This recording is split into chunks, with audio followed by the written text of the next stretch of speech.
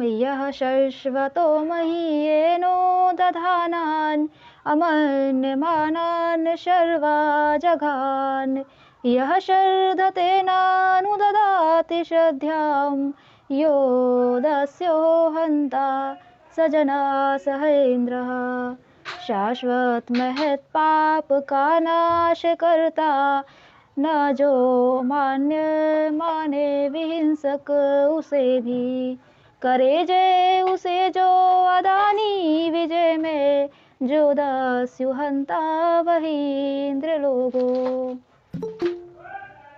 मंत्रार्थ यह का अर्थ है जिस, शाश्वतो अर्थात शाश्वत, मही का अर्थ है महान, पूजनीय मही का अर्थ है महान पूजनीय, एनो का अर्थ है पाप को, दधानान का अर्थ है धारण करने वालों को, अमान्य मानान का अर्थ है न मानने वालों, विचारशीलों अमान्य मानों को, शर्वा का अर्थ है हिंसक को, जघान का अर्थ है मार दिया हनन किया, यह का अर्थ है शो, श्रद्धाम का अर्थ है विजयों में, न का अर्थ है नहीं, अनुददाति का अर्थ है अनुदान देता है उसको, शर्धते का अर्थ है जीतता है, यह का अर्थ है जो, दस्यों का अर्थ है दस्यु का डसने नष्ट करने वाले का, हंता का अर्थ है हंता मारने वाला है, जनासह का अर्थ है लोगों, सह का अर्थ है वह, इंद्र का अर्थ है परम ऐश्वर्यमान परमेश्वर।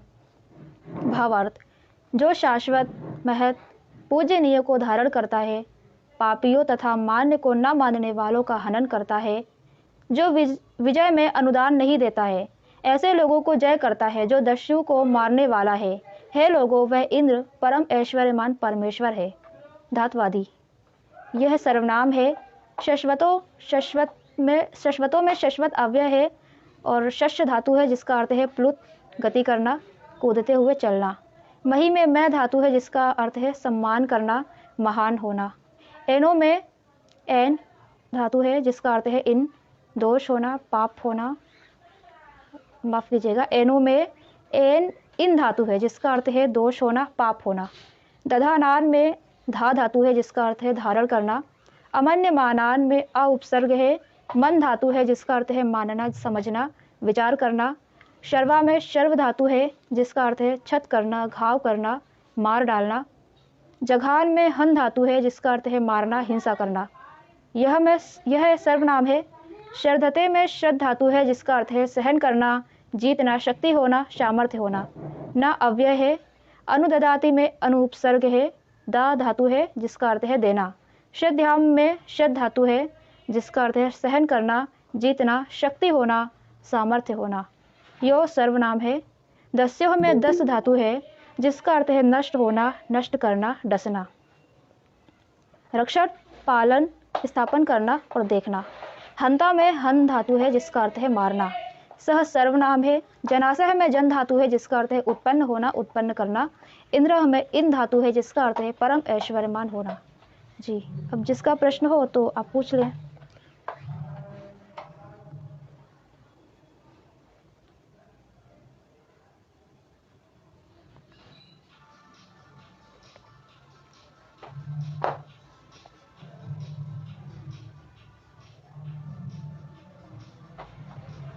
प्रणाम गुरुजी।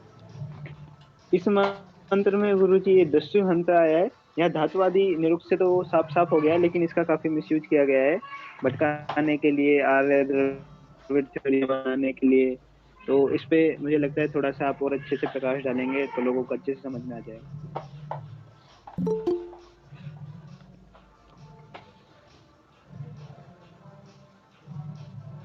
और गुरुजी ये श्रद्धाम धातु को भी थोड़ा समझा दीजिएगा।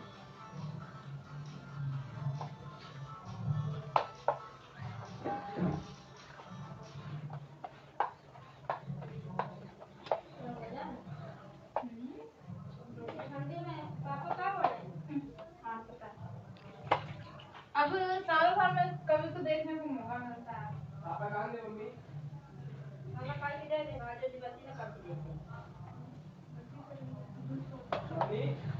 नहीं आगे पर आटो लगा दो। मम्मी? हाँ? पापा कहाँ गए थे? क्या? अभी? गुरुजी आपका माइक बंद है। हाँ, तो इसमें यह शश्वतो मही एनो दधानान, ये सब कर्ता कारक एक वचन में माने जाएंगे, अर्थात ये सब कुछ उसी ईश्वर परमेश्वर के लिए आ रहा है। जैसे हम लोग कहते हैं सह इंद्र, वह इंद्र परमेश्वर है, तो कर्ता एक वचन में ये सभी आ रहे हैं। यह जो शश्वतो, जो शाश्वत है, मही, जो महान है, ये मान लीजिए कि ईश्वर के गुणों का ही वर्णन हो रहा है कि जो शाश्वत और महान है। मम्मी इसको बाहर निकालो। वो एनो दधानान, एना अर्थात पाप को, दोष को, बुराई को धारण करने वाला, एनो दधानान। तो एन इन धातु का अर्थ दोष होना, दुर्गुण होना, पाप होना, इस अर्थ में लिया जाता है।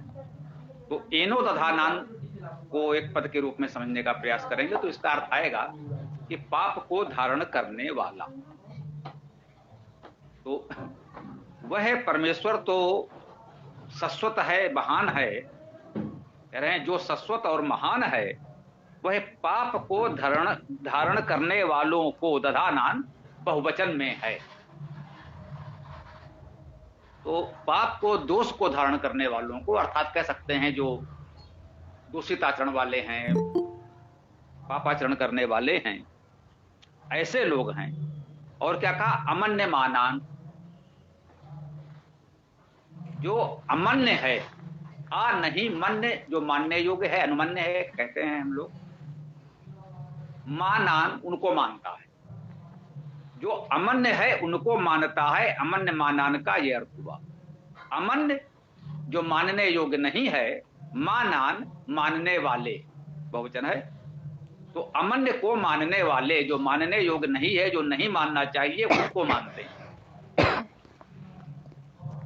या अमन्य मानान, आ अर्थात नहीं, मन्य मानान मन्य को मानने वाले नहीं, जो मन्य को मानने वाले नहीं हैं, अर्थात जो मन्य को नहीं मानते हैं। दोनों प्रकार से अर्थ एक ही निकला, कोई अंतर नहीं। व्याकरण की दृष्टि से थोड़ा सा दो रूपों में इसको आप पढ़ सकते हैं, परंतु जो अर्थ निकला उसमें कोई अंतर नहीं पड़ा। जो अमन्य को मानते हैं, अर्थात जो मानने योग्य नहीं है उसको मानते हैं, वो, या जो मन्य अर्थात मानने योग्य है उसको मानने वाले नहीं है। जो मानने योग्य है उसको नहीं मानते, और जो मानने योग्य है नहीं है उसको मानते हैं। तो भाव तो एक ही है, इसको आप दोनों प्रकार से कह सकते हैं। यही कह लें कि श्लेष से ये दोनों ही अर्थ निकल आए। अमन्य को मानते हैं और मन्य को नहीं मानते हैं, बात एक ही है, ठीक है ना। जो उचित है उसको नहीं मान रहे हैं, जो नहीं मानना चाहिए वो मान रहे हैं। यदि आप चाहें तो वर्तमान संदर्भ में देखें, या इसको जो कहें शाश्वत संदर्भ है, ये स्थिति हर युग, देश, काल, परिस्थिति में सदैव आपको मिलेगी। समाज में ऐसे लोग होते हैं जो उचित है, मानने योग्य है, वो नहीं मानते, जो नहीं मानना चाहिए उसको मानते हैं। उसी को हम लोग पाखंड, अंधविश्वास आदि कहते हैं। भाई जो मानना चाहिए, जो शाश्वत सत्य है, वो आप नहीं मान रहे। कुछ काल्पनिक कहानियां प्रचारित कर देते हैं और उसको आप मानते हैं, आपकी बड़ी आस्था श्रद्धा हो जाती है। नहीं ना, हम तो मानते हैं भाई ऐसा होता है। आप जरा सही तरीके से उसको करके लोगों के समझ प्रस्तुत कर पाओगे? नहीं, वो तो संभव ही नहीं है। तो जो नहीं हो सकता वो नहीं हो सकता, तो उसके लिए बहानेबाजी, चीख पुकार, चिल्लपो करके, शोर मजा करके आप कहना चाहते हैं कि नहीं नहीं वो ठीक है, हम इतने लोग हैं, इतने लोग कह रहे हैं तो ठीक ही है, गलत थोड़ी हो सकता है। अमन्य मानान, जो मानने योग्य नहीं है उसको मानते हैं, और जो मानने योग्य है उसको नहीं मानते हैं। ये अमन्य मानान है, उनका क्या करना है? सर्वा हिंसक को, धातु आपने पढ़ी ली है, सर्वा में सर्व धातु का अर्थ क्षत करना, घाव करना, मार डालना। तो जो अमन्य को मानते हैं और मन्य को नहीं मानते हैं, ऐसे लोग कह लें एक प्रकार से हिंसक ही होते हैं। आप ये भी कह दें कि ये और हिंसक दोनों को अलग भी पढ़ सकते हैं, और ये भी कह सकते हैं कि ऐसे लोग हिंसक ही होते हैं। ये भी एक प्रकार की हिंसा है। वैचारिक हिंसा है, बौद्धिक हिंसा है। आपको पथभ्रष्ट किया जा रहा है, सही मार्ग से भटकाया जा रहा है, यह भी हिंसा है। कभी किसी मित्र ने एक प्रश्न पूछा था कि हिंसा कितने प्रकार की होती है। रविवार को हम लोगों ने विस्तार से इस पर चर्चा की, रविवार की विशेष गोष्ठी में। देखिए यहां पर ये बात आ गई, हम कह सकते हैं कि ये वैचारिक हिंसा है। तो ऐसे जो हिंसक हैं उनको क्या करता है, जघान, उनको मार ही देता है। अर्थात जो किसी भी प्रकार से समाज के लिए हानिकारक हो जाएं, उनको तो मारा जा सकता है। वे प्रत्यक्ष रूप से शारीरिक हिंसा करें, वैचारिक हिंसा कर रहे हैं, बिल्कुल अंधविश्वास पाखंड फैला रहे हैं, तो हाँ, ये बात अवश्य ध्यान में रखना है कि अध्यात्म में या वेद में अनेक स्थानों पर यह बात कही गई है कि यहां पर मारने का अर्थ उनको जीवन समाप्त करना, किसी का सर काट लेना ही नहीं होता। अनेक स्थानों पर यह बात आई है कि जो बुरे से बुरे लोग हैं उनको भी समझा बुझाकर उचित मार्ग पर लाया जाए। पाप से हो घृणा, पापी से नहीं। हम लोगों ने कभी कहा था, परंपरा है, पाप से हो घृणा, पापी से नहीं, फले फूले भाव ना जाए सब। वेद की ये भावना है, अनेक मंत्रों में बहुत स्पष्ट कहा, शांत रहो, कि जो ऐसे लोग हैं उनको भी समझा बुझा करके, उचित मार्गदर्शन दे करके सही मार्ग पर लाया जाए, यही हमारा प्रथम कर्तव्य है। परंतु कभी कभी जब यह संभव नहीं ही हो पाता, संपूर्ण प्रयास कर लेने के बाद भी उसको सुधारना, संभालना, उचित मार्ग पर लाना संभव नहीं दिखता, तो अंतिम उपाय के रूप में उसको दंड देना पड़ता है, और दंड में मृत्युदंड भी सम्मिलित। परंतु वो वैध तरीके से होना चाहिए, उचित न्याय प्रक्रिया के तहत होना चाहिए। यह किसी व्यक्ति विशेष को अधिकार नहीं मिल जाता कि हमें इसके विचार अच्छे नहीं लगते, हमें लगता है कि समाज में गलत विचार फैला रहा है तो हम इसकी हत्या कर दें, तो वो हत्या का दोषी है, वो दंडित होगा। इसको हमें समझना होगा। ये तो हमको बताया जा रहा है कि जो ऐसे लोग हैं उनका हनन किया जा सकता है, परंतु यदि प्रत्येक व्यक्ति यही करने निकलेगा तो जो कहते हैं कि यदि आंख फोड़ने वाले की आंख फोड़ दी जाएगी, ये नियम चल जाएगा, तो कुछ ही समय में संसार में सभी लोग अंधे हो जाएंगे। किसी ने किसी की आंख फोड़ी, आपने उसकी आंख फोड़ दी, अब आपने उसकी आंख फोड़ी है इसलिए दूसरा आपकी आंख फोड़ देगा, तीसरा उसकी आंख फोड़ देगा जिसने आपकी आंख फोड़ी है। तो ये कहा जाता है यदि आंख के बदले आंख का नियम चला तो सभी संसार में सभी लोग अंधे हो जाएंगे। अर्थात यदि वैचारिक असहमति पर मेरी दृष्टि में यह कार्य उचित नहीं है और हम उसकी हत्या करने लगे, तो हमारा यह कार्य भी किसी को ठीक नहीं लगेगा, वो हमारी भी हत्या करेगा, तो पूरे संसार में मारकाट मच जाएगी और पूरी समाज व्यवस्था ध्वस्त हो जाएगी। हमें यह नहीं होने देना है। यह कार्य ईश्वर का बताया गया है, इंद्र का बताया गया है, जो परमेश्वरवान परमेश्वर है। व्यवहार में कह सकते हैं कि जो हमारे समाज की व्यवस्था है, जो शासन न्याय प्रणाली हमने बनाई है, उससे ही ये हो तो उचित है। उचित प्रक्रिया से हो करके यदि किसी को मृत्युदंड दिया जाता है तो दिया जा सकता है, परंतु प्रत्येक व्यक्ति यदि इस प्रकार से हिंसा करने निकल जाएगा तो वो तो स्वयं ही दोषी हो जाएगा, भले ही वो कहे कि नहीं साहब उसकी बात ठीक नहीं थी इसलिए मैंने मारा। हर अपराधी अपने बचाव में कुछ ना कुछ तर्क ढूंढ लेगा कि साहब मैंने तो इसलिए मारा क्योंकि उसमें ये कमी थी।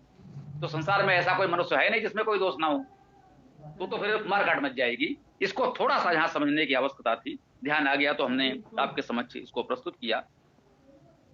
और अगली पंक्ति है जिस पर आप लोगों ने कुछ जानना चाहा है, यह सर्धते। जो सर्धते अर्थात जीतता है, विजय करता है, जय करता है, क्योंकि सर्ध धातु का अर्थ सहन करना, जीतना, शक्ति होना, सामर्थ्य होना है। यह सर्धते, जो विजय करता है, जो सामर्थ्यवान होता है, जो सहन करता है, सहनशील होता है, यह भी ईश्वर के लिए ही कहा जा रहा है। वह ईश्वर परमेश्वर हमारा इंद्र, इस सूक्त में परमेश्वर को, ईश्वर को, परमात्मा को इंद्र नाम से संबोधित किया जा रहा है, गुणवाचक नाम है। तो वह इंद्र जो परमात्मा है वह सर्धते अत्यंत सामर्थ्यवान है, विजय करता है, सबको विजय कर सकता है, सहन कर सकता है, उसकी सामर्थ्य इतनी है, वो सब कुछ सहन कर सकता है, सहन करता भी है। यानी कितना सहन करता है, चाहे तो इस सहनशीलता की सामर्थ्य को भी ग्रहण करने का प्रयास करें। अभी तो ये कहा गया कि जो ऐसे लोग हैं उनको मारता भी है, लेकिन तुरंत कहा जा रहा है कि उसमें सहन करने की अपार सामर्थ्य है, तो बहुत कुछ सहन भी करता है।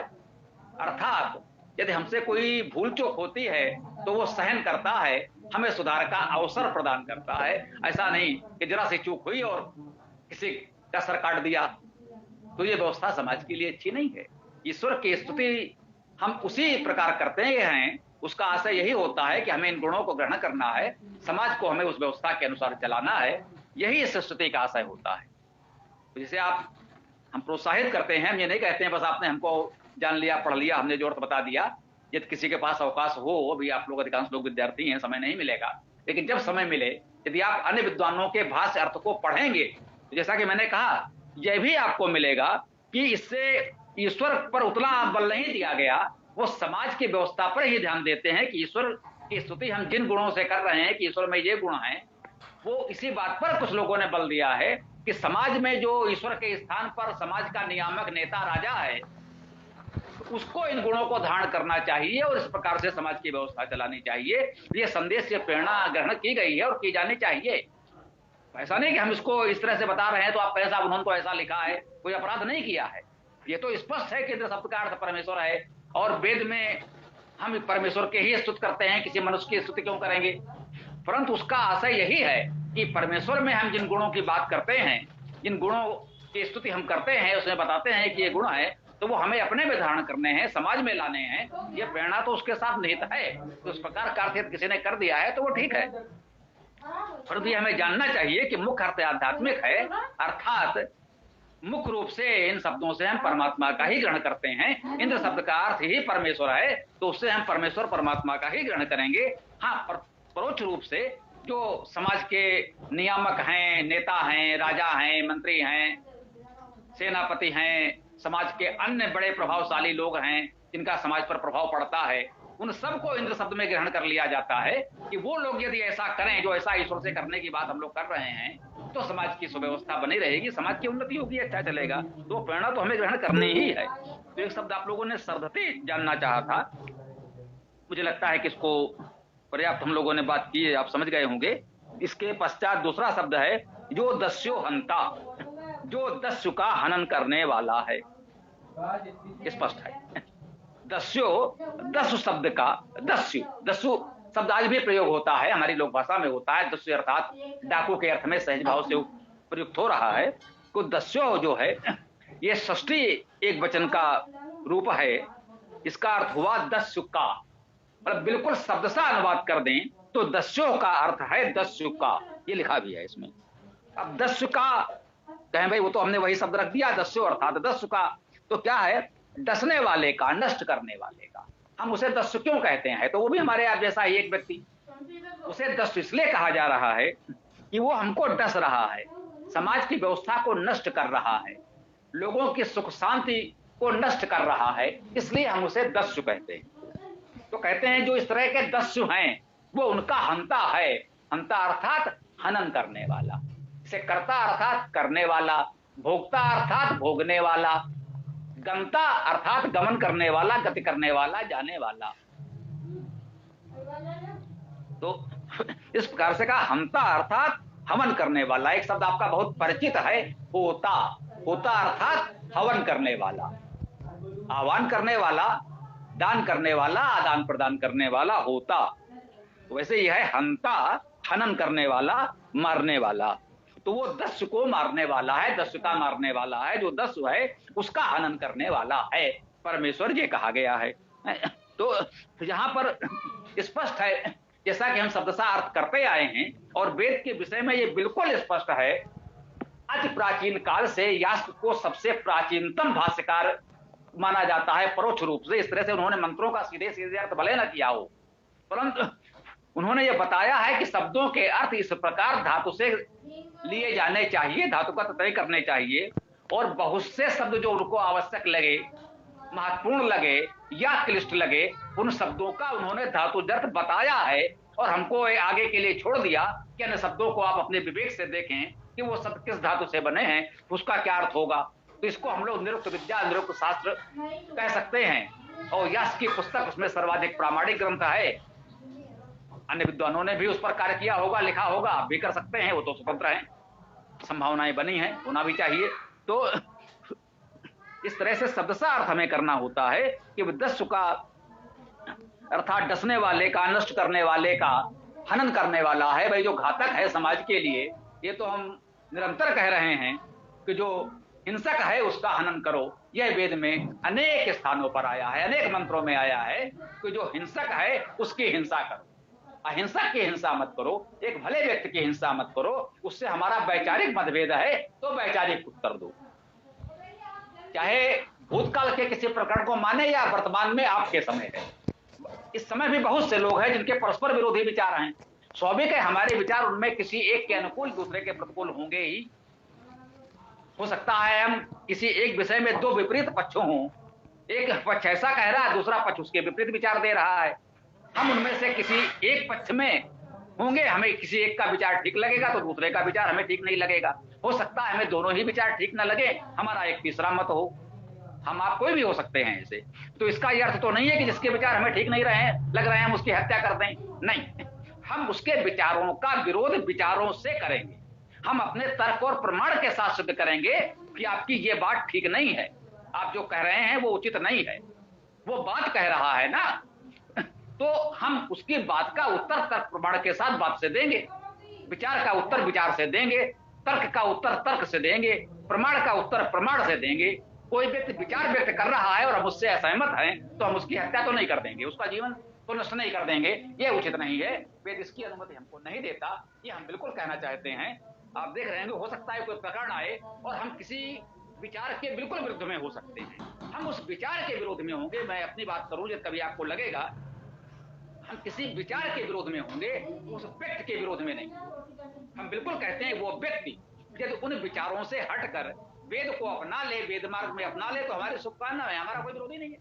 वो जो भी कर रहा है हम तो कहते हैं आप केवल वेद को अपना लें, बाकी आप जो कर रहे हैं करते रहें, हमारी शुभकामनाएं आपके साथ हैं, हमारा समर्थन आपके साथ है। लेकिन भाई केवल वेद को अपना लेने से क्या हो जाएगा। एक दस्यु है, वो डकैती डाल रहा है, लोगों को इतना कर रहा है, और यदि वेद को अपना ले तो आप उसको अपना शुभकामनाएं दे सकते हैं। कहा मैं दे सकता हूं, क्योंकि जब वो वेद को अपना लेगा तो दस्यु रह नहीं पाएगा। वेद को अपनाने के बाद ऐसा नहीं कि तत्काल वेद को हाथ में लेते ही वो देवता हो जाएगा, देवत्व उसमें आ जाएगा, परंतु यदि वेद को अपनाएगा मन से नहीं अमन से सही, वो कैसे भी भाव से संसार को दिखाने के लिए ही सही। यदि वो वेद को पढ़ने लगेगा केवल आपको दिखाने के लिए पढ़ने लगे कि नहीं हम भी वेद पढ़ते हैं, मैं कहता हूं तो भी हमारी शुभकामनाएं उसके साथ होंगी। वो संसार को समाज को दिखाने के लिए वेद पढ़े, मेरा विश्वास है कि थोड़े समय के बाद उसमें धीरे धीरे मनुष्यता जगेगी और कुछ समय के बाद देवत्व भी जगेगा। वो चाहे कितना उसके विचार दूषित हों, हम कितने भी उसके विचारों के विपरीत हों, हम एक बात कह देते हैं वो वेद को अपना ले तो हम उसके साथ हैं, फिर हमारी कोई समस्या नहीं, हमारा उसका कोई विरोध नहीं है। वेद को अपनाने वाले सभी अपने हैं, अन्य विषयों पर मतभेद हो सकते हैं, बिल्कुल कहते हैं। वो साकार को मानता हो, निराकार को मानता हो, अद्वैत को मानता हो, त्रैत को मानता हो, कोई समस्या नहीं है। वो वेद को मानता है, इतना ही पर्याप्त है, बाकी बातें अपने आप ठीक हो जाएंगी, ऐसा हमारा विश्वास है। तो मुझे लगता है कि आपकी सरदते और दस्यो हंता की बात जो जानना चाहता बात पूरी हो गई है। सजना से इंद्र, हे लोगों, वह इंद्र अर्थात परमेश्वरवान परमेश्वर है। तो ये बात यहाँ पर एक प्रकार से पूर्ण होती है। अब कल्पना करने के लिए कोई कल्पना करे, जैसे मैंने कहा विषय में आया यस सिदम राधा सजना से इंद्र, बोले साहब इसमें राधा जी आ गई, तो ऐसी जो अटकलें लगाते हैं उनके बारे में हम तो कोई चर्चा भी नहीं करना चाहते। जिनको वेद का मूल अवधारणा ही ज्ञात नहीं है, उनको जानकारी ही नहीं है कि वेद क्या है, उसे कैसे पढ़ा समझा जाए, और ऐसे ही यहाँ वहां से वो कल्पना करते रहें, तो वो अपनी इस प्रवृत्ति के लिए स्वयं उत्तरदायी हैं। हमें कोई अंतर नहीं पड़ता, हमारे वेद का जो अर्थ है वो हम जानते हैं और मानते हैं। वो क्या कहते हैं, कभी बात हो तो उनको समझा दीजिए, भैया जी वेद को पढ़ने का समझने का तरीका ये है, आप तुक्का मत भेड़िए, जिसे हम कहते हैं आज की भाषा में बहुत से लोगों को, वो चाहे देसी हो या विदेशी। इसमें देशी और विदेशी में कोई भेद नहीं है। यदि विदेशियों ने वेद को समझने में कुछ भूल की है तो इस देश वालों ने उनसे अधिक भूल की है, वो इस मामले में उनसे पीछे नहीं। तो इसमें देशी विदेशी का भेद मत करिए, कोई अपना पराया नहीं, क्योंकि वेद सबका है, वो किसी एक पक्ष का नहीं है। यही वेद ने कहा है कि ये वेद वाणी तो संसार में सबके लिए है, वो ईश्वर की वाणी है तो संपूर्ण सृष्टि ब्रह्मांड के लिए है। तो ऐसा नहीं है कि भारतीयों के लिए है, किसी विशेष संप्रदाय कुल वर्ग जाति के लिए है कि नहीं साहब ये तो बस इस समुदाय के लिए है, इस छोटे से वर्ग के लिए है, बाकी के लिए नहीं है। भारतीयों के लिए है तो चीनियों के लिए नहीं है, यूरोप के लिए नहीं है, जापान के लिए नहीं है, ऐसा नहीं है। वो संपूर्ण पृथ्वी के लिए है, संपूर्ण विश्व ब्रह्मांड के लिए है। वेद सबका है, सबको वेद पढ़ना है और पढ़ना ही चाहिए। अपने अपने तरीके से जिन्होंने जैसा भी वेद का अर्थ करने का प्रयास किया है, हम सभी विद्वानों को नमन करते हैं। किसी अर्थ पर हमारे उनके बीच मतभेद हो सकते हैं, कुछ अंतर हो सकता है, फिर भी हम नमन करते हैं। उन्होंने परिश्रम करके वेद को पढ़ने का प्रयास किया, वे उनसे बहुत अच्छे हैं जिन्होंने वेद को देखा नहीं, वेद को कभी पढ़ा नहीं और अभी भी वेद को पढ़ना चाहते भी नहीं है। उनसे वे बहुत अच्छे हैं, भले ही अर्थ करने में उनसे कोई भूल चूक हुई हो, उनका किया हुआ अर्थ मेरे अपने अर्थ में अपनी ही बात कर लूं, यदि मेरे अर्थ से कितना भी अलग हो, कितना भी विपरीत हो, कुछ भी उसमें लगे कि हमारे अर्थ की तुलना में तो वो बहुत ही निकृष्ट है, परंतु फिर भी मैं उनको नमन करता हूं। कम से कम उन्होंने अपना समय श्रम लगाकर वेद को पढ़ा, तो उनसे बहुत अच्छे हैं जिन्होंने कभी वेद को देखा नहीं, पढ़ा नहीं। इस बात को भी हो सके तो मेरे मित्रों, मेरे बच्चों, अगर कुछ अपना मानते हो तो उस पर विचार करना। जिन्होंने वेद पर इतना कार्य किया है, किसी छोटे मोटे मतभेद को लेकर, किसी मंत्र, किसी शब्द, किसी बात के अर्थ में हमारी सहमति नहीं है तो क्या हम उन्हें कोसने लगे, उनकी निंदा करने लगे? नहीं। आप देखिए वो करोड़ों अरबों लोगों से बहुत अच्छे हैं जिन्होंने कभी वेद देखा पढ़ा नहीं, जो वेद से परिचित हैं फिर भी अपनाना नहीं चाहते, उनसे बहुत अच्छे हैं। वो विदेशी हैं, दूर के हैं, उस परंपरा को जानते ही नहीं, फिर भी उन्होंने अपना जीवन लगाकर वेद का अध्ययन करने का प्रयास किया। तो हमें किसी से द्वेष नहीं है, किसी की निंदा नहीं करनी है, किसी भाव से उन्होंने वेद को अपनाया है तो उन्हें नमन करते हैं, प्रणाम करते हैं, उनको हमारी श्रद्धा समर्पित है। तो मुझे लगता है कि इस मंत्र की बात पर्याप्त चर्चा हो गई और अब आगे आप लोग जैसा चाहें इस कार्यक्रम को आगे बढ़ाएं। अति उत्तम बात बोली स्वामी जी आपने, मेरे दिल की बात बोल दी आपने। देखिए हमारा आपका मन एक ही है ना? परमेश्वर एक है, वही हमारे मन में है, वही आपके मन में है। तो हमारे आप में तो कोई जी स्वामी जी, हमें आप में कोई भेद नहीं है। मैंने भी स्वामी जी एक स्वामी रामदेव जी की एक पुस्तक पढ़ी थी, उनका नाम था वैदिक वीर गर्जना। तो उन्होंने एक इतना हिंसक अर्थ किया है कि मैं तो उस पुस्तक को छोड़ दिया, मैं उसको पढ़ना ही बंद कर दिया। अब वही बात है कि कहाँ ऐसा है, यदि हो सके भेजिएगा तो मैं प्रयास करूंगा। अगर कोई ऐसा विशेष उन्होंने कर किया है कि उन्होंने धातु अर्थ से हट करके कितना अनर्थ किया है, या धातु अर्थ के निकट है क्या, उनकी कैसे उन्होंने कह सकते हैं भावार्थ अलग कर दिया है। स्वामी जी उन्होंने अध्यात्म पूरा छोड़ दिया। उन्होंने सीधे कहा कि आप अपने शत्रुओं को मार डालो, जहां भी पाओ मार डालो, इस टाइप का अर्थ किया था। तो मुझको लगा कि इसमें तो कुछ अध्यात्म है ही नहीं, तो मैं उसको छोड़ दिया वो पुस्तक। हो सकता है वेद मंत्र का ही अर्थ किया था उन्होंने। ये तो हो सकता है मंत्र तो उन्होंने वेद का लिया हो, अर्थ करते समय उनका मन कुरान में पहुंच गया हो, तो दोनों को मिलाकर उन्होंने घालमेल कर दिया। ऐसा हो सकता है। इस मंत्र तो पढ़ा और अर्थ कुरान का कर दिया। अब क्या कहा जा सकता है? मतलब एक सद्भावना में, हास प्रयास में हम यही कह सकते हैं। बाकी स्वामी राम जी भाई बड़ा नाम है, हम लोग क्या है उनके समझ के बड़े कारोबारी हैं, अरबों खरबों का उनका कारोबार है। हम लोगों के लिए तो अपना जीवन यापन कठिन है, हम क्या उनको कह सकते हैं भाई। लेकिन चलिए, सबके अपने विचार हैं, वही करें। अब इस मतभेद पर हम रामदेव जी की हत्या की बात नहीं कर सकते। वैचारिक मतभेद है, उनको वैचारिक उत्तर अवश्य देंगे, बिल्कुल हम कह रहे हैं। हम तर्क प्रमाण के साथ उनकी इस बात का खंडन कर सकते हैं, लेकिन हम व्यक्तिगत रूप से उनके जीवन समाप्त करने की उस हिंसा का समर्थन हम नहीं कर सकते, भले ही वो कर रहे हैं। बिल्कुल हम यहाँ कह रहे हैं वो हमारी हत्या कराने की बात सोचें, हम उनकी हत्या की बात नहीं सोचेंगे, क्योंकि हम वैदिक हैं, हम अवैधिक नहीं हैं, वे अवैधिक हो गए तो उन्हें हो जाने दीजिए।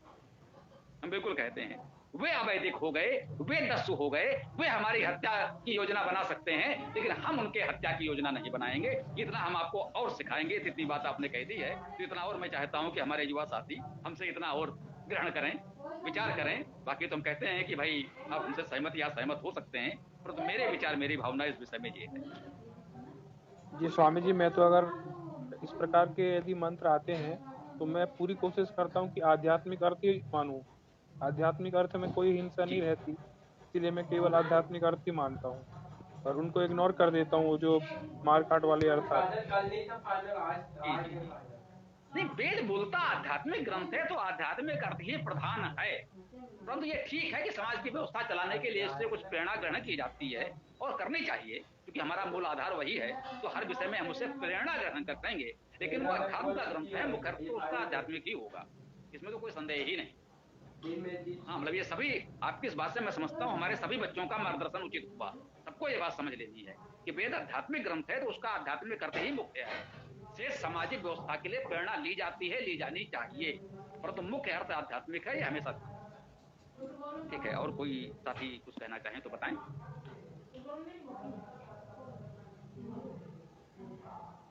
किसी साथी को कुछ बोलना हो तो बोलिए। कोमल जी, प्रश्नों का समाधान हो गया? जी गुरुजी। गुरुजी, मेरा एक और छोटा सा प्रश्न था कि जैसे हम बोलते हैं ऐश्वर्यवान, तो हम वान बोलते हैं, लेकिन पुस्तक में लिखा है, पुस्तक में मान लिखा है, तो इतना डिफरेंस क्यों है इसमें?